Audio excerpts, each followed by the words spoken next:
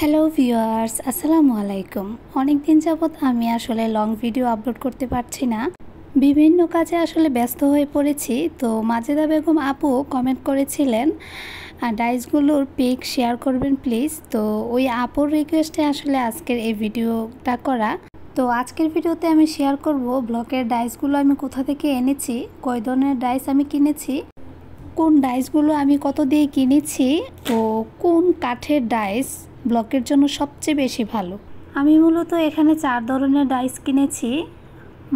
শাড়ির পাড় বা বর্ডার দেওয়ার জন্য কিছু ডাইস কিনেছি, আর বড় ডাইস কিনেছি বিছানার চাদরের জন্য, মাঝারি এবং সবার ছোট ডাইসও কিছু কিনে নিয়েছি।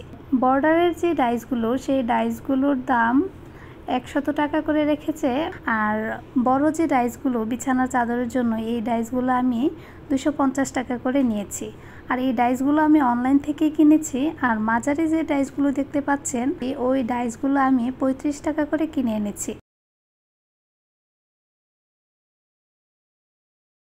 আর সবার ছোট যে মিনি ডাইসগুলো এখন আমি তুলে নিচ্ছি। এই ডাইসগুলো পিস 15 টাকা করে আমি ঢাকা নিউ মার্কেট থেকে নিয়ে এসেছি।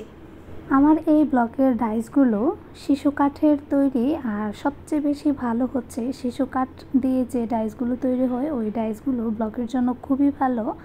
আর দেখার সময় অবশ্যই উপরে সাদা রং দেখে কিনে আনতে হবে, কারণ এরকম সাদা রং দেখে কিনে আনলে এই ডাইসগুলোর ব্লকের যে ফিনিশিং সেটা খুবই ভালো হয়। তো এরকম সাদা রং দেখে কিনে আনতে হবে। তবে কিছু কিছু ডাইসে এরকম সাদা রং দেয়া থাকে না। তো আমি এরকম সাদা রং দেখে এই ডাইসগুলো কিনে এনেছি। আর অবশ্যই মনে রাখতে হবে যে শিশু কাঠের ডাইসই ব্লকের জন্য সবচেয়ে বেশি ভালো।